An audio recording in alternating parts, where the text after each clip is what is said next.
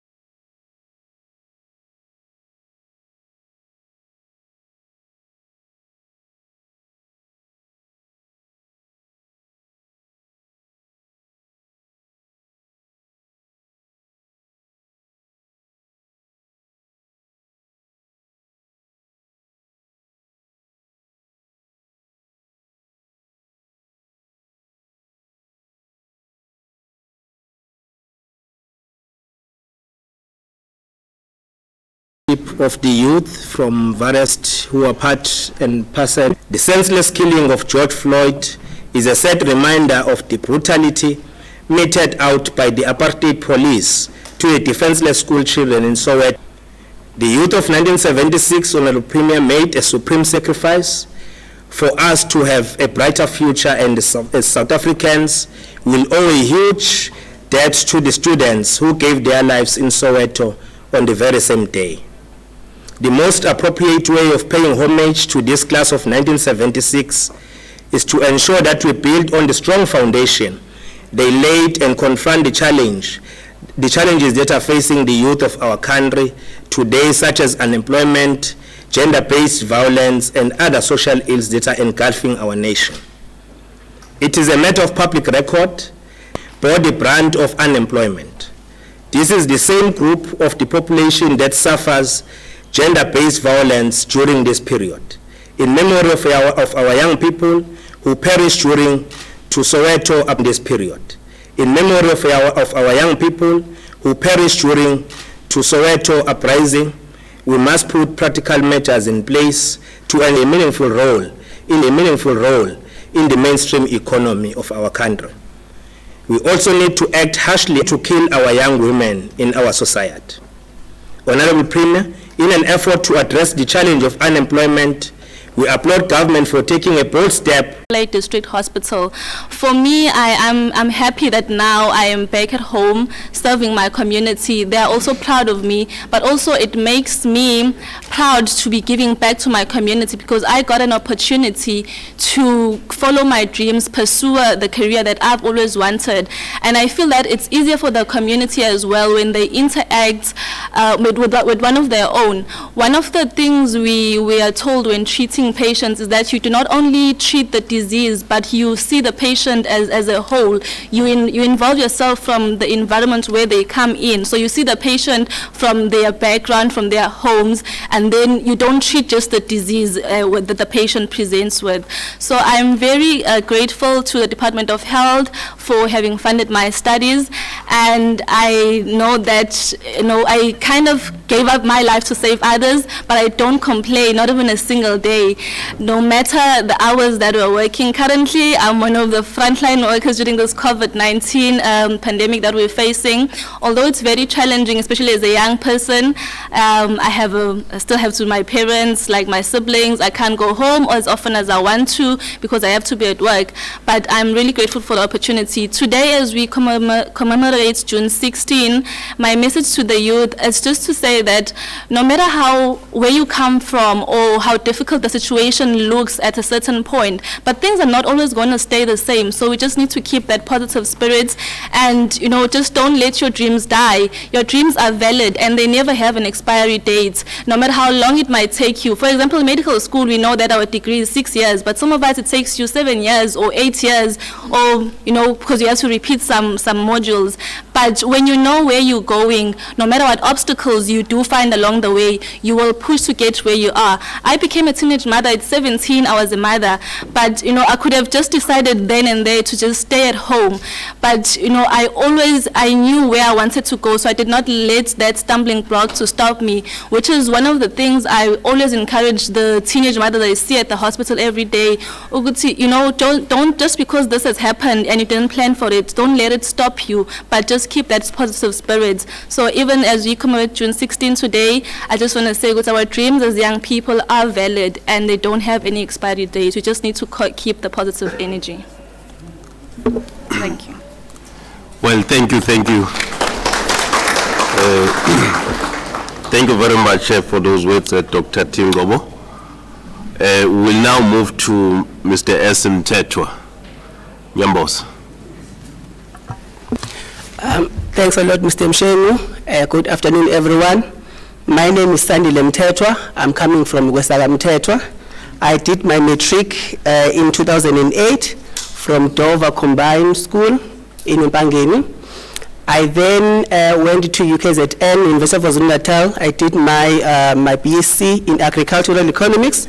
That's where the Department of Agriculture, KZN, assisted me with a bursary, which really opened doors for me, because if it wasn't for the bursary, with the financial constraints I had, it would not have been possible. And when I graduated in 2012, I then was employed by the department as an agricultural advisor. I worked in Jozini local office, and then I worked there for 5 years. I was working in the department while I was also doing my master's in agricultural economics. I graduated in 2015, and then after that, I then joined HSRC in 2018, Human Sciences Research Council in Durban. I'm working there as a PhD research trainee. And also, I'm also doing my second year PhD agricultural economics. What I can say to the youth in general, in these times where we have COVID-19, is that we should be preparing ourselves, because even myself, I'm doing my second year in PhD, and my plan was that in this time I should be doing my fieldwork. And now I cannot do my fieldwork. But that hasn't stopped me, because I still have to prepare myself, because what I believe in is that luck is whereby opportunity, is whereby time meets, when opportunity meets preparation.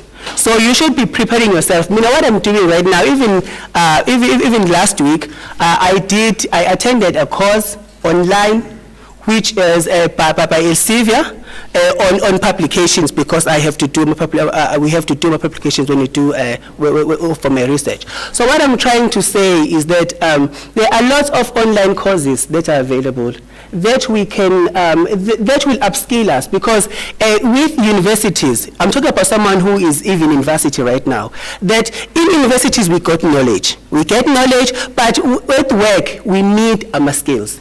Me, now, when I was in UKZN, I was taught to go to agricultural economics. I did courses, but there was never a time where a lecturer sat me down and said, this is how we do Excel.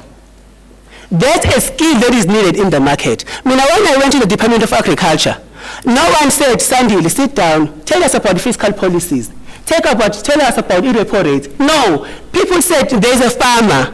The farmer needs a business plan. And if business plan, do the enterprise budget. Enterprise budget needs an Excel. So what I'm trying to say is that there will be these assignments that you will be getting in university. And maximize, get experience with those exercises. You will be offered internship in some course When you get an internship, maximize those opportunities. You will be given, here we are doing a presentation. You'll be given a document.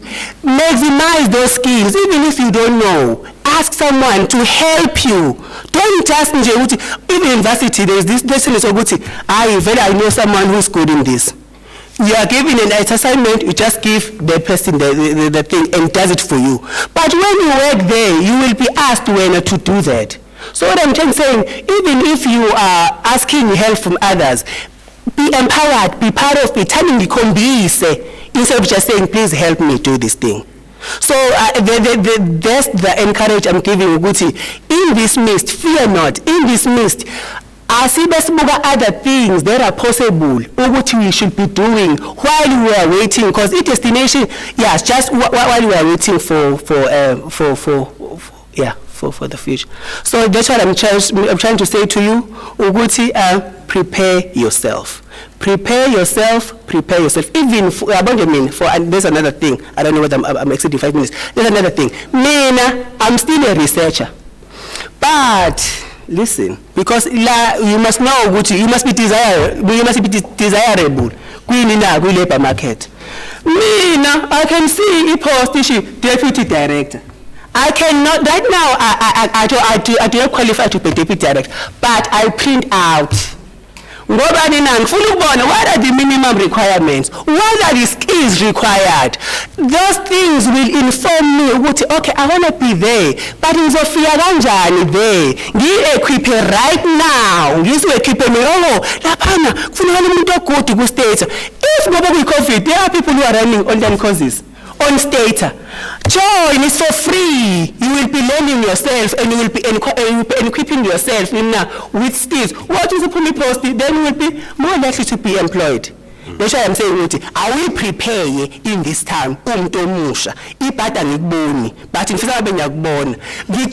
will prepare. Just prepare yourself, make yourself desirable with the skills at the labor market. That's all. Thank you. Thank you, Nyambos. Prepare yourself. Make yourself desirable in the market. The next panelist is Miss A. Menyugwa for 5 minutes also. Ngicela nje lapho Nyambos ucindezela inkinopho leyo cishe mfanakithi naso. Thank you, Honorable MEC. Good afternoon to everybody in the house and all the viewers at home. My name is Amanda Nyandu Menyuka. I was born here in Lamotville, here in Durban, but I grew up in Pietermaritzburg, at Edendale, at Ward 20. I matriculated at Pietermaritzburg Girls High. My parents sacrificed a lot to get me there, and I was proud when I finished my matric and with 4 distinctions. From there, I went to UKZN, where I did my undergrad in architecture. And while I was there, I was offered a bursary by the Department of Public Works. That was the best thing that could have happened to me. With that, I then entered into the internship program, which also then led into me going back to study my postgrad, my master's degree in architecture. I'm now a practicing professional architect, and I'm based in North Coast in Ulundi. There, I am also still giving back to the department, because we are working with health projects, education projects, and currently I'm actually busy with COVID hospital upgrades, and that has been my contribution during this period. Also, my thesis topic when I was in my master's degree, it was the correlation between African identity and architecture, because that's what it cements what I think, and I feel that we need to Africanize our cities, our buildings, society as a whole. So being a bursary holder has given me a step in life, because through education, it's broadened my mind. I mean, I started architecture, but from there, I'm busy studying a postgrad degree in energy and leadership. And again, it's got nothing to do with architecture, but I'm hoping at the end of it all, I can put it together and somehow cement again, like I said, Africanizing our cities. I think as an academic, I think people at home are worried. They are sitting there with their diplomas and degrees, there are no jobs. So I think the only thing that I can possibly say right now is it's not a waste of time. I mean, education, like I said, it broadens your mind, it opens other things up for you. You might be sitting with the degree in something else, but interacting with other people, other professionals, it will open up other doors for you. So I think that's as far as I can possibly say. I mean, it's really hard, it's June 16. They want us to tell them something that I don't know what that thing could actually be. I know that government is trying, and just don't give up. But education is still the key to success. Thank you. Thank you, Ms. Menyugwa. The message is that let's Africanize. Let's Africanize African solutions for Africans' problems, African ideas for innovations given the context of Africa, as it were. So let's move to now Ms. Mdlalose.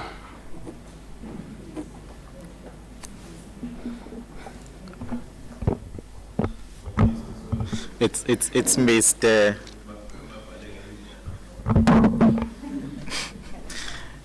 Thanks, Honorable MEC. Greetings to the Premier and all the protocols observed. My name is Sihle Mdlalose. I was born and raised in a small rural village of Imondlo near Vryheid in northern KwaZulu-Natal. I was raised by a single mother, having lost my father at a very early age. But she did all that she could do for us and my other 5 siblings. I hold a Bachelor of Science degree in Geological Science from the University of KwaZulu-Natal, which I obtained in 2008. I went on to further my studies years later, getting my BSc Honours in Engineering Geology from the University of Pretoria. I started my career after having sat at home for over a year as a graduate, struggling to get into the employment industry. I started off my work as a junior geohydrologist for a groundwater consulting company here in Durban, and worked there for a couple of years. Together with some of my guys or friends that were with at university, we thought that it's necessary for us to start our own company, having struggled getting into the work environment, start our own company that will be able to absorb other young black graduates that do not have or know of a supermarket that sells experience. So we started that company and we ran it with it for a couple of years. 3 years into it, we decided to go our separate ways. I have been on my own since 2015, providing professional consulting services in both groundwater and geotechnical engineering. Ngolimi lwethu ngiusosayensi womhlaba, wezomhlaba noma wamanzi aqhamuka ngaphansi. I have benefited from the KwaZulu-Natal Youth Fund, which assisted us with procuring assets that we were anticipating we were going to get in a couple of years as the company grows. But due to the cash injection, which is well over R1 million from the KZN Growth Fund, we have been able to get a drilling rig and a testing rig, borehole drilling rig and a testing rig. Lokhu kusho ukuthi ke sesiyakwazi ukuthi sifike sisebenzise ulwazi umuntu alitholile university njengo science wamanzi nomhlabathi ahlole eplazini ahlole ekliniki isesibhedlela noma ikuphi ukuthi singawathola yini amanzi lapho ngaphansi ebese sifaka iborehole sibheke ukuthi amanzi anele yini ukuthi aphuzwe abantu kanjalo nequality isesimeni sokuthi iphuzwe abantu yini.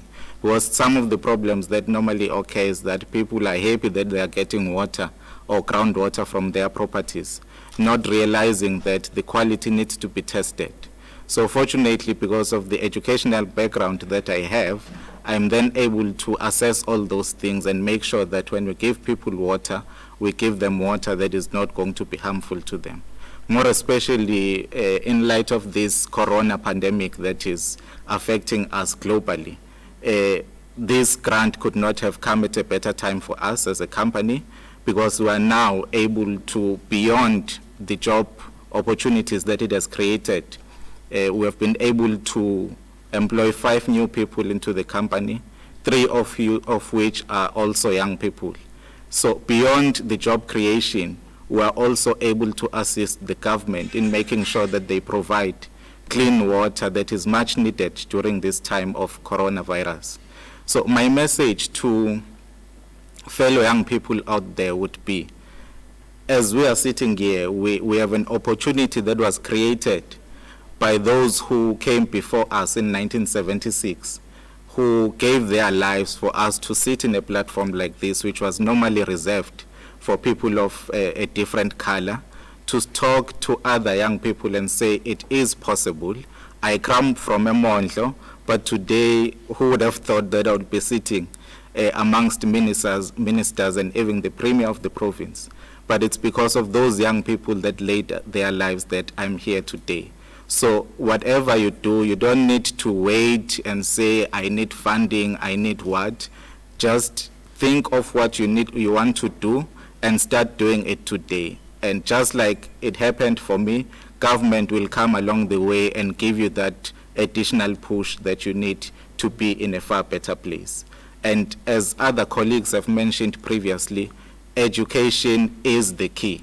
And from whatever you study at university, you are able to identify different problems that are faced by the society and then apply the knowledge that you have acquired to make the lives of other people better. I thank you. Thank you. Thank you, Mdlalose. Indeed, we today meet as free men and women to chart our own future because of the sacrifices made by the generations that came before us, including the generation of 1976. And I think, Mr. Premier, the problem of water in our schools should now be solved. Mdlalose must check around boreholes around our schools and all of that. So, thank you. We're now moving to Ms. Ngobo.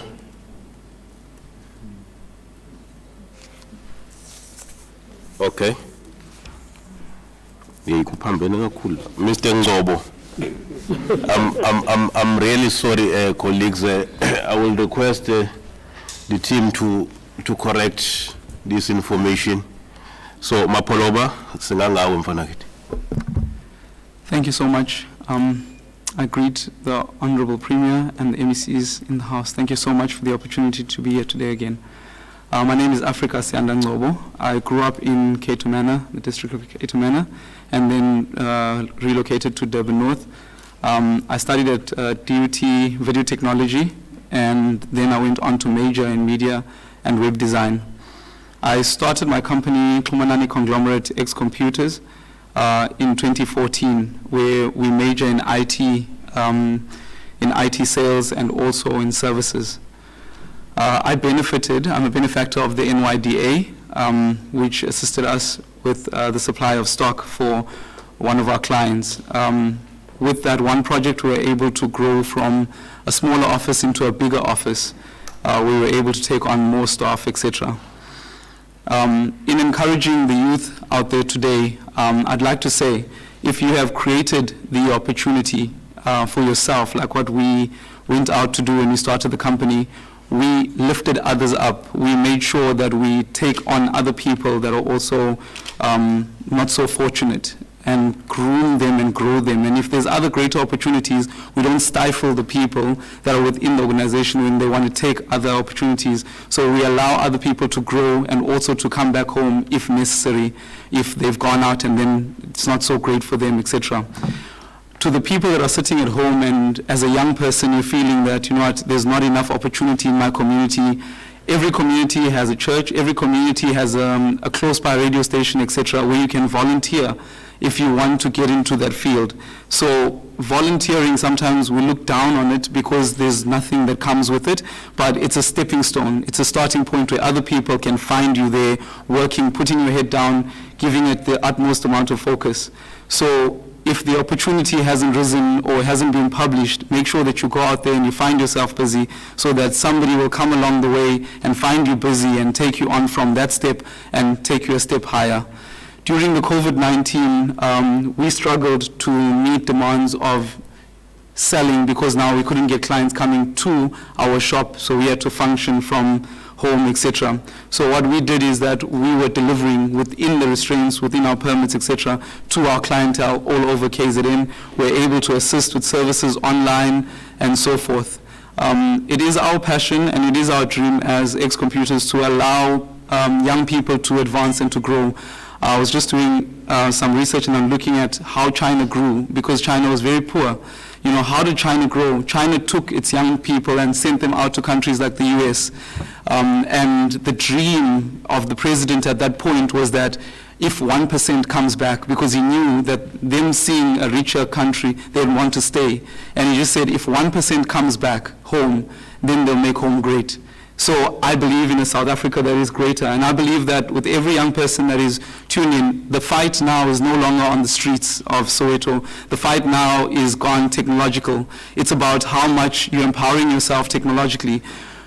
Step out of being scared of computers and being scared of computer IT knowledge, etc. Start with the basics, as my fellow panel member was saying, that you learn Excel, you learn what's at your fingertips, and then you grow from there.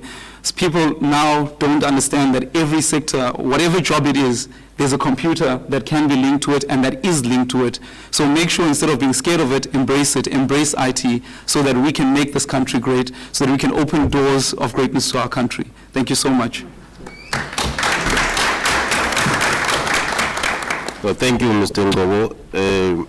Indeed, let's lift one another up. There is no nation that can be built on the notion of everyone for himself, God for us all. So we need to uplift one another. Now to our second last panelist, Mr. Stewart. Your 5 minutes. Hello everybody. My name is Shema Stewart. I grew up in Sydney and I'm an entrepreneur. I've been an entrepreneur from this age since I was 14 years old. In school, I would sell anything I could get my hands on. I sold my lunch, I sold my juice bottle, I sold homework, I sold files, assignments, anything that I could do to get money, I would sell. I started a marble selling business. I used to sell marbles to the primary school kids. On weekends, we'd have marble tournaments. And after school, I never went to university. I went straight into entrepreneurship. The first business that I started after school was a wholesale cooking business.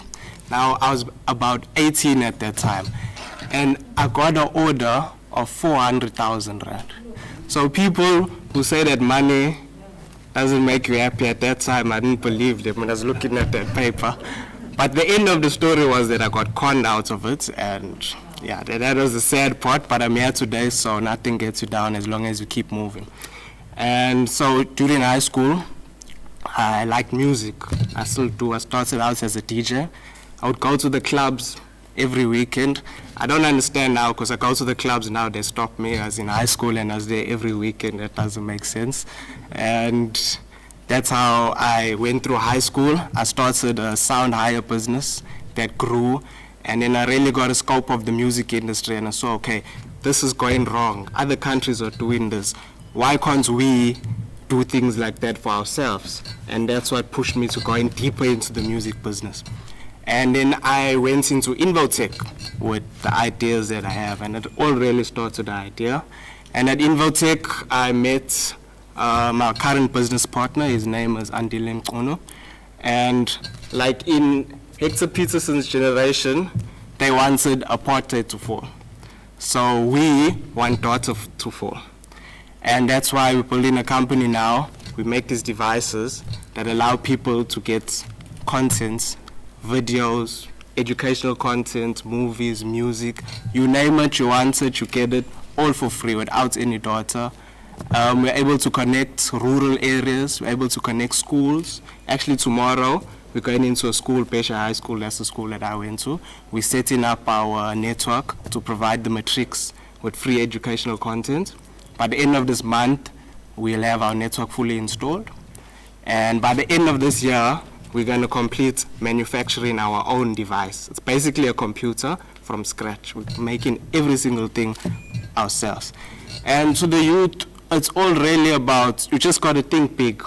You got to say, okay, this is something that I want to do. You got to see it, you got to go out and you got to do it. You just have to take action. The only two things that matter are action and results.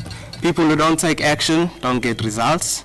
And the sooner you start taking action, the more things happen. And the way things happen is that it might not be what you want to happen, but opportunities come to you. And it might not be the thing that you're working for, but something will come to you. And some opportunities are worth more than money.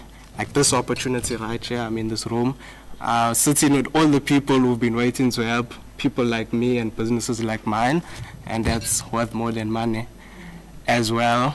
So, and also to the youth, and to say that you need to learn skills. It's all about skills. When you're going into the workplace, your degree is important, or education is important, but it's all about skills. And if you can prove that you're the person who can get the job done, then people are going to want to work with you. Like through entrepreneurship, I've learned so many skills. Like now, you can leave me anywhere in the world, and I will either find my way home or I'm going to build something better over there. And that's through entrepreneurship. I've been stranded more times than I can count. I've ran out of money more times than I can count, but I went home each and every single day. And that's what you do from learning skills.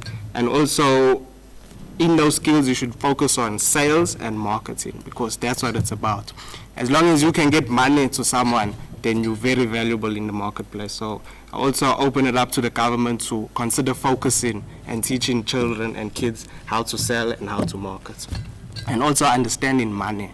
Everybody loves money. We all money, money, money, money, but no one really understands money. So we need to teach youth and kids what money is, how to deal with it, how to handle it, how to make it, how to spend it, and how to grow it, because not many people do, and that's why, that's the cause, or one of the causes of poverty, because you can't be good at handling something that you don't understand.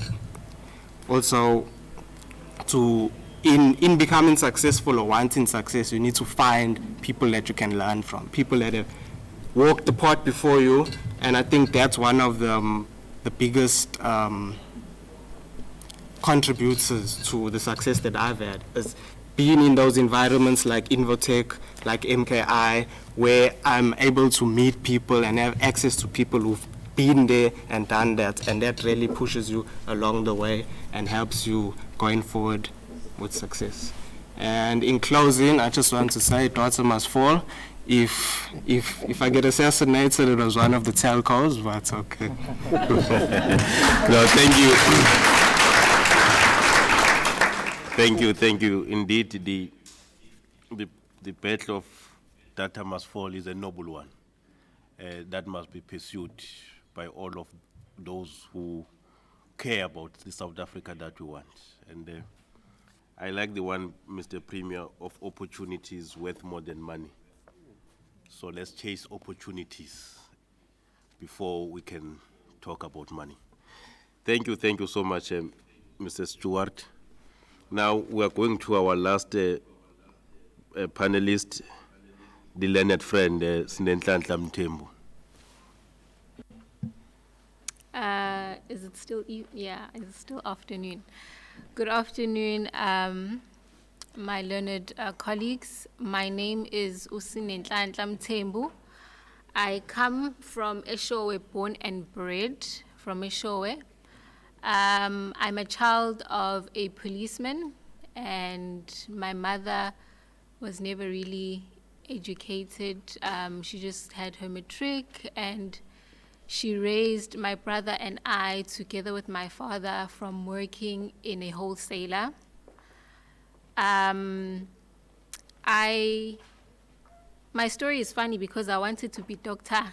Mthembu at some point. Well, not at some point, my whole entire life, I wanted to be Dr. Mthembu, like Dr. Ngob. But I realized I'm not a science person, and I discovered law. I shadowed a magistrate in my hometown, Eshowe, and that's when I realized that, no, this is what I want to do. This is what I love, daily, practical, changing things.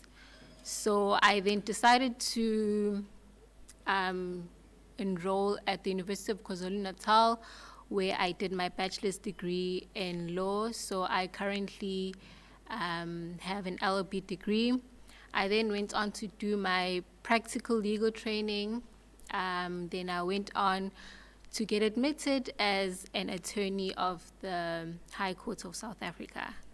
Then I did my practice management training, which I currently completed because I wanted to have my own practice. I then started my own practice. Contrary to popular belief, I didn't name it Mthembu and Partners or Mthembu and Associates. I decided to use my second name, which I hated throughout my whole life. My second name is Upaskara, which is a Jewish name for Passover, because I was born in April during Passover time. So I then decided, you know what, let me be different. And I named my company Paskara and Partners Incorporated. Basically, my aim the day that I announced to my 55 followers on Twitter that I have a law firm, little did I know that it would blow up, and little did I know that so many people would be encouraged. It blew up to a point where I wanted it to stop, because I'm just the girl from next door. I'm not popular. I don't know anything about popularity. I wanted it to stop. And I was asked the reason why you announced. And I told the person who was asking me that my aim is to inspire my young black women. We all know how the legal field is known for men or white men. So I wanted to show my young black ladies that it's possible. I was 25 when I started my company, and if I could do it, I live by that. If Ms. Ngobo can do it, I can do it. So I wanted to encourage my ladies that it's possible. And I got a few backlash on the fact that I decided to resign from my job and go start my own practice. And to me, I'm a believer of studying something that will employ me, which was the same reason why I studied law, because at some point I wanted it to employ me. And when I had the necessary experience that I felt I needed, I felt, let me go out and start my own practice. there's a few queries about my age, what does she know, etc., etc. But the company that I worked for put me in the deep end to a point where I learned things by force. So that gave me enough encouragement to say, if I could be put in a position in the company that I'm working for that's got a boss and I had to do this without being taught, it means I'm capable of running my own company. I then started my company, and it's up and running here based in Durban. Now, we all know with COVID, I was one of the unfortunate people who started a company just before COVID. And little did I know, if only I knew, but it's a blessing in disguise because COVID came at a time where I wasn't sure where I was going to get my clients. And I decided to utilize, like my learned friend had said, that opportunity to sharpen all and any other skill that I might need. It was a break because we weren't working. Most of us weren't working. I wasn't working. Even when I got my permit on level 4, nobody wanted to come consult. Everybody's scared of dying. So I utilized that time that I had to be not working to sharpen any skills that I might need when COVID passes. So basically, my message is, in the current century that we live in, I believe that a successful future is now reliant on both education and innovation, as well as entrepreneurial skills. Why do I say this? We all know the statistics of unemployment in our country. Therefore, if you're educated, you have something solid, because at the end of the day, let's be honest, education is still essential. But at the same time, innovation and entrepreneurial skills will assist you, because you can take your education like I did and make it a business. Or you can use your innovation skills to think of something that you can do to succeed or to be able to live your life. And to also remember that success is not through fame or fortune. There will be slopes on the way. It will be rocky, but through hard work and integrity, a lot is possible.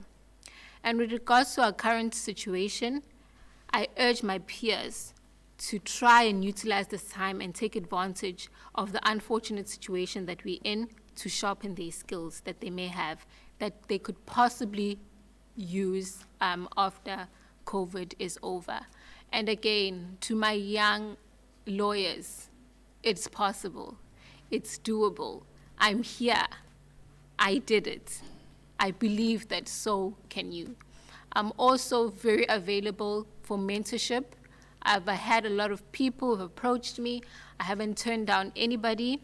And as much as I'm still young and I'm growing, I still believe that I have a 2 cents that I can provide to anybody who is following behind. Thank you. Thank you, thank you. Thank you so much, Ms. Mthembu. Indeed, it's possible. With positive thinking, you can strive against all odds. And the 1976 generation laid their lives for us to get better quality and equalized education, because education is the fastest equalizer in society. Now we must make use of education, indeed, to build the better future for even generations to come. Because the task of each and every generation is not only for themselves, but for coming generations. The youth of 1976 took up the struggle knowing that some of them will never live to see the day of freedom. But they knew that with their blood, freedom will indeed come. So it is now incumbent upon this generation to make sure that we prepare conditions so that they are better for generations that will come after us. And I'm quite certain that all the young people who have been following us, definitely there's 1 or 2 things that they've picked from each and every one of you. We have indeed become what Che Guevara would call the vanguard in your areas of operation. And that's what we we really want all our young people to learn from each and every one of you. And thank you so much indeed for your testimonies. Premier, we will get one for MEC Ntuli and MEC Nkonyeni during the webinar of senior citizens. So I've had to decline that request because we are dealing with with young people here. We are now going to move to the questions from the youth formations. I was advised that they will be asking through Teams. Are we connected, Bambamba?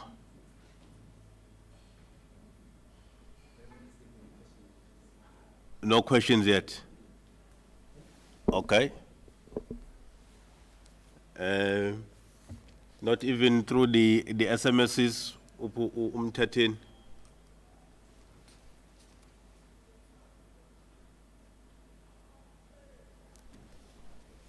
Well, in the absence of questions, we'll then be forced to proceed with the program.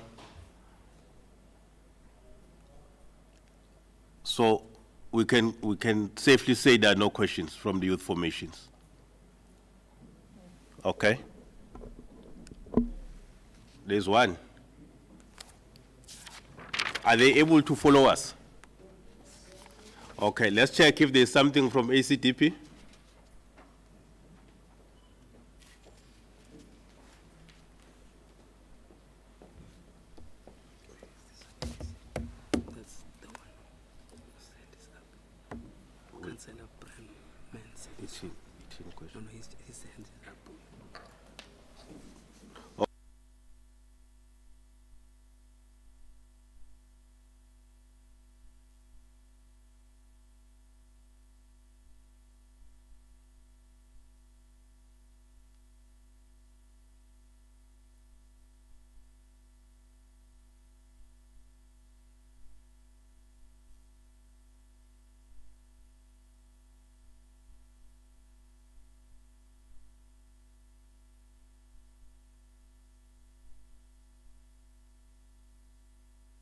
Okay. Are we able to connect Councillor Brandwin?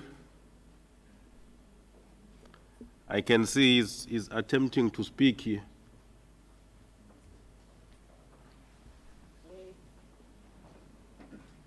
Can we be assisted?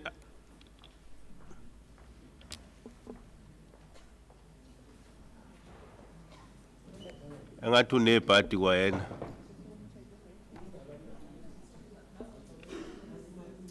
Ungob. Mapolob. You can hear him from there. Okay. Mbambo. Mbambo. Awulalelele ya question wembambo ilapha ngumapoloba ngathi mapoloba ukhipha unyawo kakhulu manje.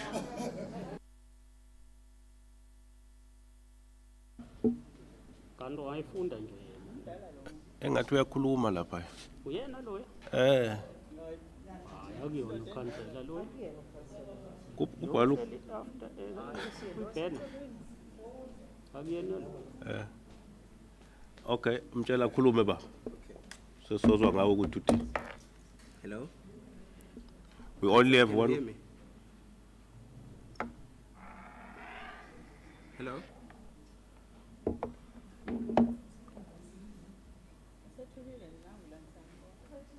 Hayi akuyena ukhansela lo. Ubhale kanjalo usho Lo.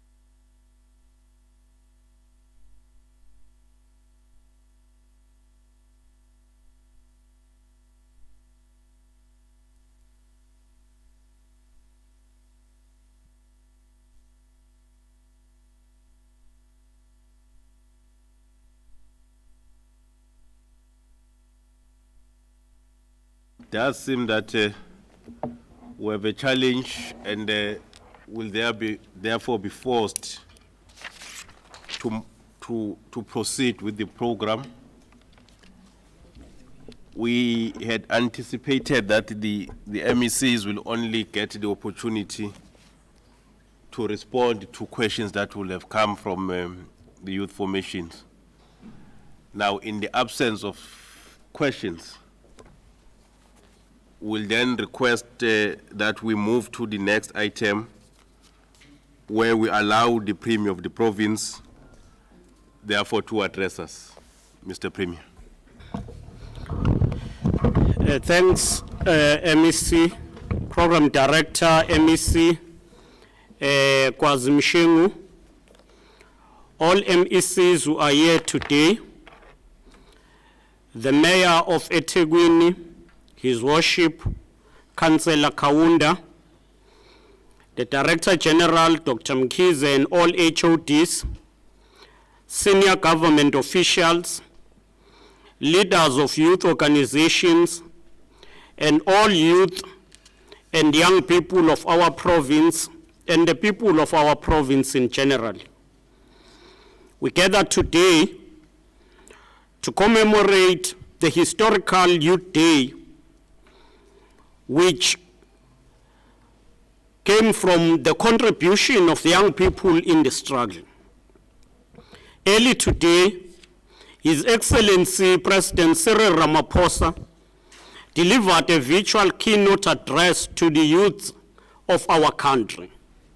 We take this opportunity to join the President in reaffirming that indeed the youth of our country remain the best hopes for all of us as the citizens and the society. They carry the dream of our nation, and they are the unquestionable agents of change. To realize the full potential of our youth, the provincial government of KwaZulu-Natal remains steadfast in mainstreaming youth development and empowerment. We are a pro-poor and pro-youth developmental state because we know that our youth are an important asset, not a burden. In recognition of the strength, determination, and resilience of young people of this country, this year's commemoration take place under the theme, and I quote, Youth Power, Growing South Africa Together in the Period of COVID-19, close quote. As we face the difficulties and challenges of COVID-19, we have no doubt that the youth of our country will rise to the occasion to overcome this pandemic. Kwakuyilolu suku la intsha eminyakeni engu-44 edlule yasukuma ngoJune 16 eSoweto nakwezinye indawo ehlukahlukene ezweni lakithi ilwela inkululeko. Ilamandla awulusha aguqula umzabalazo wenkululeko nobuqhawe bentsha bavelela. Kungenxa yalomzabalazo ukuthi izwe lethu lathola inkululeko eminyakeni engu-26 edlule. We are certain that the current generations of the youth will continue to draw inspiration from the discipline and determination of the class of 1976. To honor these compatriots who fought for our freedom, we must continue to work together to build a South Africa that is truly united, non-racial, non-sexist, equal and prosperous.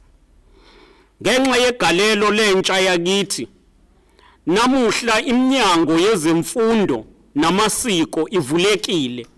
Kubona bonke abantwana bakithi, including abantwana bavela emndenini engenalutho, nakubantwana be-working class. Namuhla iminyango yezemfundo ephakeme, higher education, ivulelwe bonke abantwana abamnyama nabamhlophe nabo bonke ngaphandle kokucwasa ngokwebala nangokobulili. Kungenxa yomzabalazo wentsha, kungenxa yalomzabalazo wentsha ukuthi namuhla eSouth Africa sinemfundo la abantwana befunde ezikoleni la ungakhokhwa khona. Kungenxa yomzabalazo ukuthi namuhla sinemfundo la abantwana bethola ukudla ezikoleni balekelelwe nange transport. So ngalolu suku lwentsha Siyakhumbula igalelo labo bonke labo abadlala iqhaza elibalulekile ekuletheni inkululeko. These are young people who enable not just their peers, but the whole nation to dream again and to imagine a fresh world that knows no underdevelopment, no poverty, and inequality. These are inspirational young leaders driving innovation in science, in technology, and in the clean energy. They are hardworking, motivated, and self-driven. We find them leading in business, in health, in sports, media, civil society, and philanthropy. Supported by government, they've taken advantage of opportunities to deliver important public infrastructure like dams, bridges, roads, clinic, hospitals, and schools, while others, as attested by those who spoke earlier, are specialists in agriculture, in law, and in medicine. While we recognize and celebrate youth power today, we are equally mindful that many more young people are languishing in poverty without access to economic opportunities. We are quite aware that it is our youth whose potential is being frustrated as they continue to carry a disproportionate burden of unemployment, while others lack adequate skills to be absorbed in the various economic sectors. Some are struggling to find work or even to start small businesses. Equally, it is embarrassing that in a democratic society that was attained through sweat and blood of many freedom fighters, we continue to see number of young girls and mothers being killed in what is defined as gender-based violence. This is one of the challenges we must face and face head-on. This is one of the challenges which requires and call on all of us to stand up, unite, and uproot from our communities. We must work with police to fight gender-based violence, but we must equally work together to bring back morals amongst our people and build Ubuntu. Compatriots, 26 years into democracy, young people in South Africa face multiple and persistent socio-economic challenges that threaten their very well-being. These include unemployment, low transition rate, and recovery rate in the economy, high dropout from schools and even from universities, poor productivity, health, as well as the challenges of substance abuse, high level of gender-based violence, unacceptable high suicide rate, which take place every day, lack of social cohesion and unity among societies, racism, sexism, inequality, homophobia, and many other forms of discriminations. These are challenges of the day which need all of us as the society to stand together and eliminate from our social fiber. In this regard, COVID-19 has exacerbated a socio-economic situation which was already in decline. In adding to that, we have faced serious joblessness, poverty, trauma, untold stress affecting many of our people. The World Health Organization is correct to describe the pandemic as public enemy number one, and which requires our utmost vigilance and change of behavior so that we will defeat it. This is about us, and therefore it calls on us to ensure that we follow all preventative measures. We must continue to wash our hands with soap regularly, observing social distancing, wearing masks, and limiting the infections by avoiding crowded public places.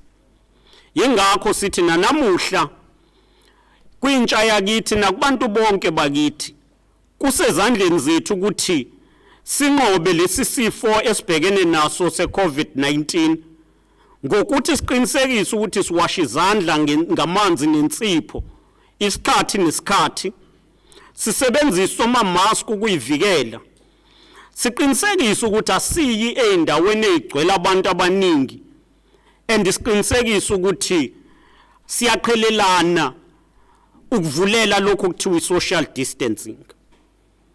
As restrictions are eased, we must continue to observe social distancing, and we must continue to ensure that we wear masks. The transformation in behavior that is required from all society is a transformation that is required as well in our institutions. We know that now we do not need or want to return to a world where the majority lives in poverty or live without water, without adequate health care, and without economic opportunities. We look to the youth of the province and the country to use their energy and resourcefulness in the reconstruction and development of our country and the province. It will not be an easy victory, but one that the youth must accomplish, supported by their own democratic government. We must therefore be clear and in unison about the current challenges that faces young people, challenges that faces the youth of our country. Is access to job opportunities, entry into the mainstream economy, access to quality education, and building of social cohesion and patriotism among the youth in particular. These challenges need the youth to unite and galvanize their focus and energies so that they will overcome them and build a nation that is at peace with itself. So even today, our country needs the type of the youth which was described by Anton Lembede back in November 1945, where he said, and I quote, "We are not called to peace, comfort, and enjoyment, but to hard work, struggle, and sweat. We need young men and women of high moral stamina and integrity, of courage and vision. In short, we need warriors. This means that we have to develop a new type of youth, a youth of stoical discipline, trained to endure sufferings and difficulties. It is only this type of the youth that will achieve the national liberation of the African people," close quote. The generation of Anton Lembede, Albertina and Walter Sisulu, Winnie and Nelson Mandela, A.P. Mda, Victoria Mxenge, Hector Peterson and others made a significant contribution in the fight against apartheid colonialism. Today, we need the new disciplined and committed young warriors who will lead our country in the global fight against COVID-19, lead our country in the fight to achieve economic emancipation for all our citizens. Compatriots, the provincial government of KwaZulu-Natal has deeply invested in the success of young people of our province.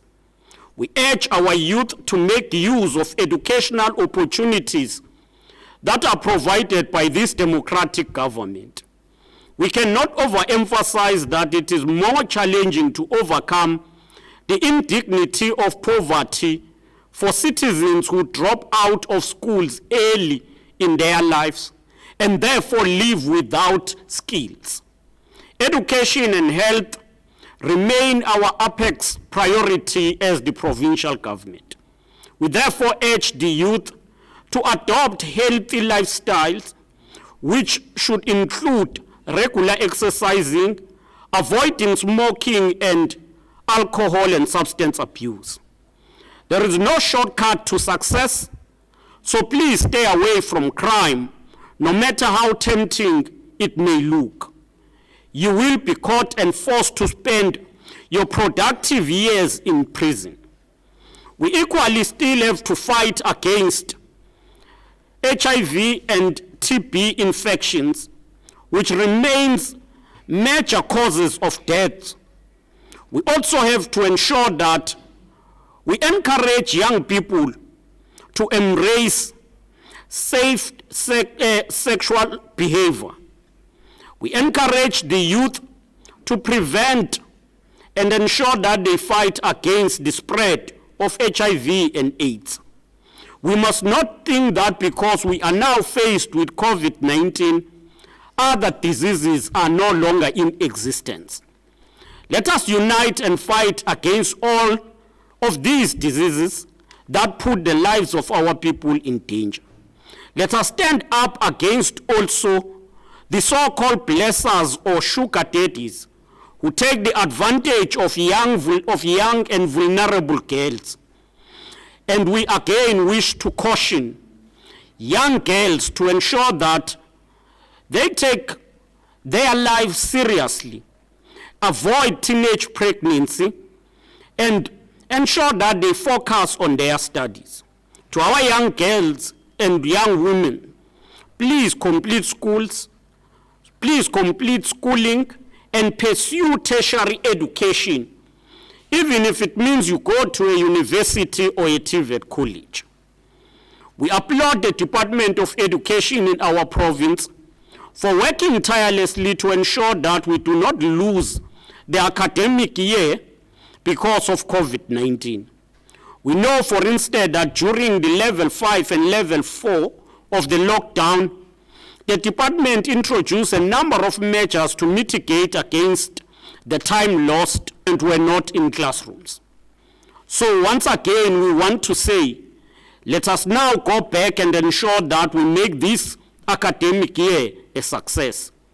We remain inspired and salute the 2019 matric class and our teachers for obtaining 81.3% for KwaZulu-Natal. Let's therefore make this academic year a success. We continue to make significant investment in the early child development, including the training of ECD teachers. This is important because if we invest to the youth, we must start and invest to those who are still young. It is proven through various studies that those who go through ECD have a potential to go through the schooling program as a whole, but also their potential to participate in productive activities after schooling is high. In 2019, there were nearly 4,000 schools with grade R classes and 27 subsidized community-based sites servicing more than 185,000 learners. And these were supported by the Department of Social Development and the Department of Education. We are also pleased with improvement in the performance of learners in the new technical subjects, which include civil technology, electrical and mechanical technology, maths, technological science, digital system, fitting and mechanics. We would want many of our youth to venture into these areas so that they will participate and be absorbed by the economy of the country. To adequately prepare and meet the demands of the fourth industrial revolution, we are piloting the introduction of coding and robotics at the foundation phase in KwaZulu-Natal.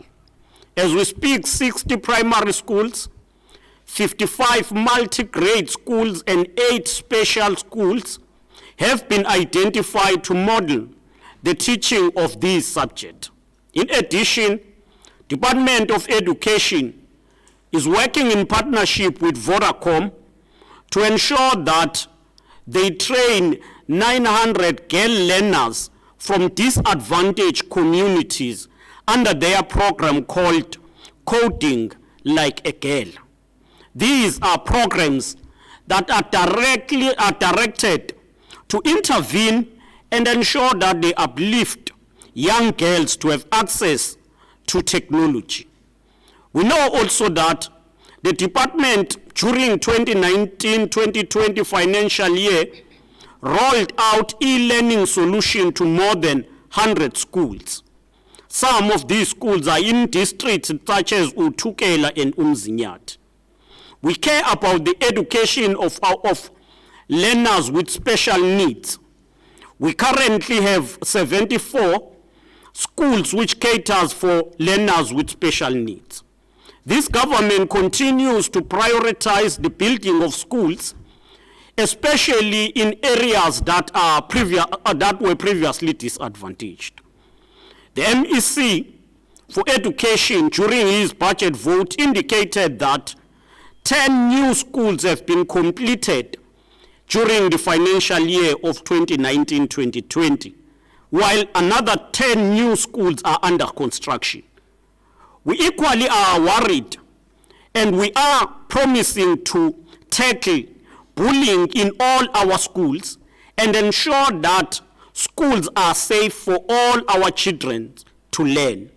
That's why we are embarking on a program which involves the deployment of community-based volunteers to all schools, fencing of schools, establishment of schools committees, safety schools committees, and we are working together. The Department of Education and the Department of Community Safety have developed a partnership to work together to ensure that there are regular patrols around schools as well. Our government is also focusing on ensuring that young people are integrated into the mainstream economy. Almost all our department are hard at work implementing radical socio-economic transformation through Operation Vula, which seek to de-racialize the economy and reverse the exclusion of the youth from the mainstream economy. We've taken a resolution that department have to ensure that they set aside 35% of their budget for procurement for the youth as well as women. We are going to continue ensuring that we conduct assessment on the implementation of this decision. We equally believe that through an SMME revolution, we will be able to fuel economic growth and ensure the creation of the youth. Our province is the first to introduce Youth Empowerment Fund, which provide dedicated funding to youth involved in SMMEs. In October last year, we provided just over 71 million to 55 youth-owned businesses, resulting in the creation of 408 jobs. When we launched this youth fund, ABSA also supported the initiative by providing a 500 million in a soft loans program toward our SMMEs. To date, 51 SMMEs have been supported to the value of 158 million, which is and those are 60%, the recipients are 60% African females and those who received also are 60% youth. So it tells you that this has opened a space for young people to participate in the economy of the country. Even this year, we have also announced that we will set aside 50 million for the youth of our province. We urge young people to take advantage of this program so that they will grow their macro enterprises. We are also happy that number of departments are focused in ensuring the decentralization of the economy. The Department of Economic Development, Tourism and Environmental Affairs has transferred more than 15 million to Zikalala to support SMMEs and co-ops in the cleaning and digital sectors. Through Enterprise Development Fund, Zikalala has also distributed about 274 million in various co-op and SMMEs. These are across the whole province of KwaZulu-Natal. So we are a government that cater and create opportunities for all people, not only those who live in urbanized areas.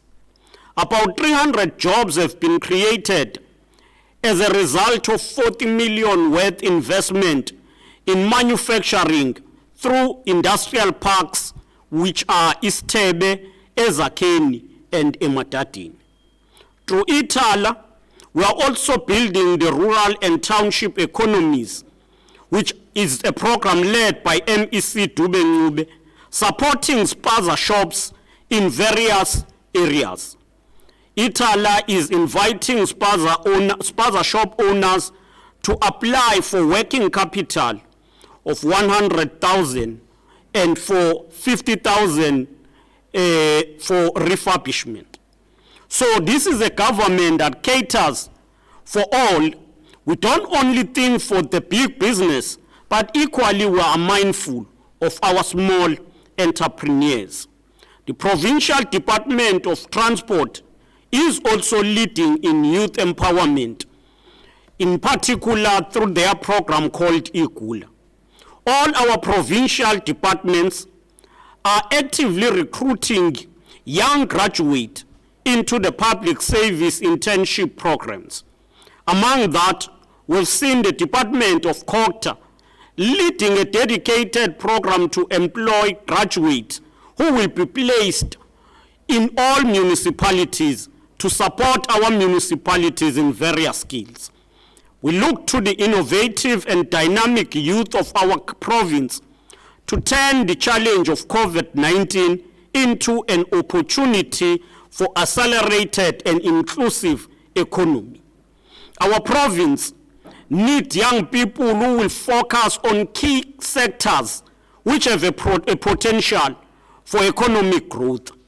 These are agriculture, infrastructure development, industrial development, health innovation and manufacturing, clothing and textile, creative industries, informal sector, investment and trade, tourism and ocean economy, fourth industrial revolution. So these are critical sectors for growth, which we are calling on young people to explore. Our economic recovery strategy is anchored on promoting localization, producing for domestic consumption and the export market. We are promoting the Buy South Africa and Buy KZN campaign, and we urge our youth to take pride and be brand ambassadors of goods and services produced in our province and in our country. We want to be clear, our government and all departments must continue to emphasize and strictly ensure that we support localization in almost everything we do as the province. The wealth of the people is their vast and fertile land. We therefore call on the youth to also get involved in agriculture and agro-processing. And we're happy today that we've got shining stars who are specializing in agriculture. One of the things that we view as irrelevant and not important. The Department of Agriculture and Rural Development is rolling out a youth strategy which is informed by the Youth in Agriculture and Rural Development in Daba that was held in December last year. Among other initiatives under this program is an initiative which is called Inkunzi Isematoleni and another one called Umtente Uhlaba Usamila. The department is investing a lot of resources in these programs, and in each program called EPWP Youth Brigade, but also supporting youth-owned enterprises, including ensuring that they are given support through incubation. Through RASET program, we lead in interventions that seek to eradicate poverty in various areas. We can safely report that 19 emerging farmers are supplying 27 hospitals weekly in KwaZulu-Natal. 43 farmers are supplying Port Natal and RSA Durban Fresh Produce Market. They supply green beans, cabbage, and butternut. More than 13 farmers supply cabbage and butternut to 90 KZN Boxer supermarket. And they get paid for that about 440,000 a week. AgriHouse, as an agency, continue also to support our previously disadvantaged farmers who are today producing and supply supermarkets such as Cambridge and others. Work is ongoing to revitalize the sugarcane industry. I hope we all remember that in February this year, the Department of Mineral and Energy published the South Africa Biofuel Regulatory Framework, which provides for the use of sugar in the blending of the bioethanol in fuel. So, abalimi bomoba badinga bazi nabo ukuthi as government waKwaZulu-Natal nawase South Africa sisebenza ngokuyimisela ukuqinisekisa ukuthi nabo bayabenefita. Yingakho lolu hlelo silisheshisa lokuthi le framework ezothi asiblende upetrol we must produce ethanol from sugarcane siyayiphuthumisa. Kodwa asifisi ukuthi sikwenze nje lokho sikwenzela noma ubani, kodwa sifuna ukwenza to also support labo ababe cindezelwe. Yingakho ke abalimi bakamoba eindaweni zonke kumele bakwazi ukuthi bahlangane basebenzisane bize bathathe amathuba ku biofuel, bioplastics and bioelectricity production. We invite the youth to also take advantage of these opportunities. We appeal to our youth to take advantage of the new opportunities that are presented by the cultivation and processing of cannabis for local and export market. We are preparing our youth to benefit from this multi-billion industry. Through the Moses Kotane Institute of Technology, KwaZulu-Natal is a fully fledged cannabis unit. So, we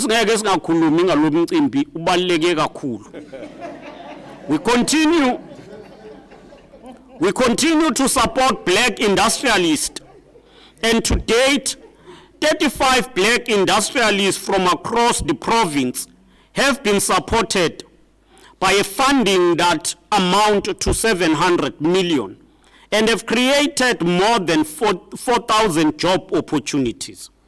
We want to thank this intervention. We know that some of our black industrialists are facing serious challenges, and as government we will continue to ensure that we engage in ensuring that financial institutions that provide support to our black industrialists make it easy for our black industrialists to succeed. The high rates that are charged by some of our own institutions, which include the KwaZulu-Natal Growth Fund and others, will need to be re-examined. We cannot continue to have institutions that are meant to support, but charging people more than what commercial banks would charge. And this is what we would want to process with institutions that are created by government. We have not yet tapped to the potential of the ocean economy, including maritime tourism, shipbuilding and repair, fisheries, and maritime support services. These are opportunities that we still want to emphasize for the youth. It was unfortunate that among the 51 beneficiaries for the KZN Youth Fund, none of them was in this sector. We've got an economy in the form of ocean economy, but our youth have not explored opportunities that are in this sector. We appeal to the youth to be proactive. We have put together a strong business case for the establishment of clothing and textile special economic zone, ranging from Newcastle to Ladysmith. This initiative will support local designers and expand the manufacturing sector, beneficiation and localization. We are forging ahead with our plans to establish a leather processing hub in Pietermaritzburg. And we have already trained 42 people from Umkungundlovu and Utukela district to participate in this leather processing hub. With COVID-19, we are rapidly working hard to ensure that the automotive supply park, which is located in the south of Durban, is fully operational by 2021. In the process, more than 1,339 jobs will be created. And that will come with the investment of more than 2.2 billion. We take this opportunity also to extend a message of gratitude to all businesses, operations, and various conglomerates who are prioritizing our programs of investing in the province and offering opportunities for the youth.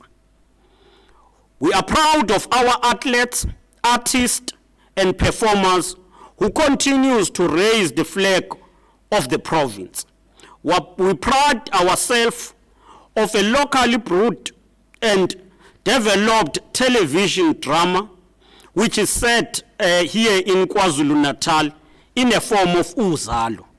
When it was supported, many people raised doubts, and they were, in fact, today, they are proving to be the prophets of doom. They criticized the government for supporting this drama, but today it is one of those that are rated at a high level because of its best audience attraction. We will continue to support our local film production through the KZN Film Fund. And one of the lessons that we have to take from COVID-19 is the need to accelerate the deployment of internet connectivity in every corner of the province to ensure that we deliver e-government, e-health, and e-learning. And these are basic things that are going to be needed in the next 5 years. People will need to be checked through e-health even before going to any health facility.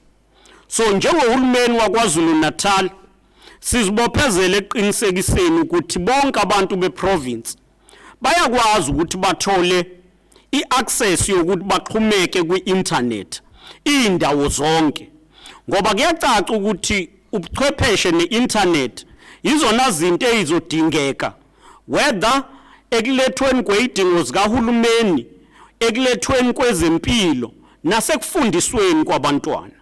Ingakho futhi sivumelana nokuthi kumele siqhubeke nempi yokwehlisa ukubiza kwedatha eSouth Africa. Ngeke sakhuluma ngoku-integrate abantu to the digital economy and the fourth industrial revolution, then umase sithi still idata mayibe phezulu. We call on the youth to play an active role in building the economy post-COVID-19. But that economy should not be in the current status quo. It must be transformed. It must integrate as many people who were previously disadvantaged as possible. In unlocking the potential of the youth, we can rebuild our country's economy during these difficult times. We would want to emphasize a need of introducing entrepreneurial lessons in the curriculum of our education system. People must learn while they are still in school to be part and participate in entrepreneurial opportunities. South Africa will only prosper if the youth of our country compete healthy through and seize opportunities that are availed by our democratic government. We therefore say, let us all take advantage of opportunities created by government, but equally let us ensure that innovation, that we are innovative in whatever we do. In that we say, let us get to work. Let us ensure that the next decade becomes the decade of accelerating achievements of positive youth outcome, the integration of the youth in the socio-economic development programs. Let us all grow KZN together. Program Director, I want to thank you and thank all of those who were listening to us in this program. Thank you.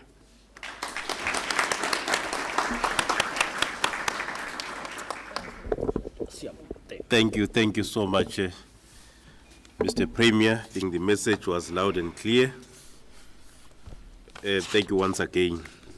We now moving to the very, very last item, which is the vote of thanks, and that will be done by the MEC for Economic Development, Tourism and Environmental Affairs, who is also the lead of government business, MEC Dube. After her, I think that will be the end of our program. Will be ending our program. The MEC H, thank you. Thank you very much, Program Director. Good evening. I wish to greet our Honorable Premier, Honorable Zikalala, all the members of the Provincial Executive members. I wish to greet the Mayor of eThekwini, Honorable Kawuda, the Director General of KwaZulu-Natal, Dr. Mkhize, and all the HODs of various departments, our panel members today, our distinguished young people that we are very proud of, that have really graced us with a lot of inspiration today. All our fraternal youth that are joining us from all over on various platforms, all our senior government officials, ladies and gentlemen, I rise to express our appreciation today to you, Program Director, MEC Mshegu. We thank you for managing this proceeding on this very historic day. We wish to express our appreciation to all our young people who are with us this evening as part of the panel, and those who have been following us in these proceedings through other social media platforms, and we wish to thank each and every one of them for having an interest in their own province, but also in the activities that have been highlighted. Having listened to and participated in the discussions today, I'm sure all of us are proud to say South Africa, as the Honorable Premier has said, what the President said earlier on, that South Africa will be, when it reaches its fifth decade, as a free, non-racial, non-sexist, democratic nation. Primarily, this will be determined by what the youth of today and the next years will do. And we must hasten to say that we put our young people this afternoon as it gives hope for our country and our future. There is a groundswell of optimism in our province, and we are very grateful for the leadership of our province, the Honorable Premier. And we wish to thank you, Premier, as we pause today to say we are grateful for your stewardship and the dedication to the empowerment of youth. Your speech today has clearly demonstrated and eloquently indicated how this government has committed itself towards youth development. The programs that you've outlined are a demonstration and a clear commitment of how even yourself and your passion that you have indicated, even seeing the black industrialists succeed, and that has not gone unnoticed by many of our people in our province and as well as in our country. And we wish to thank you for that. We thank all the members of the Provincial Executive Council for their determination to drive and implement the youth programs in our province. All the MECs have demonstrated in each of the departments focusing their programs and their capabilities that will enable our youth to participate productively in development and the transformation of this province and moving us forward. Critically, it is quite pleasing in each of the departments that we've seen, as the Premier clearly indicated, that the skills revolution, the entrepreneurship, is what is driving this province. And we can clearly see that from the Premier himself. We also wish to express our appreciation to the Director General, Dr. Mkhize, the heads of departments, the senior managers across all the local and the provincial government spheres, the youth directorates in the Office of the Premier, and all other youth directorates for the coordination of today's program and the month-long program and all the year programs that you always organize for the young people. We also wish to thank the members of the media for gracing us today, but also for ensuring that many of the people that are not here are able to follow us as we have this occasion. As I conclude, I wish to encourage our young people to continue to debate the policies that are available. As custodians of the future of this province, you have to guide this government and the manner in which we manage our economy and our country, and how we want to ensure that the state resources are used to benefit our youth of today and the future generations. And once more, we thank you, Honorable Premier, for hosting this wonderful, productive afternoon. And I'm sure all of us today want to say thank you, thank you, thank you. Can we please give a Premier a very big round of applause?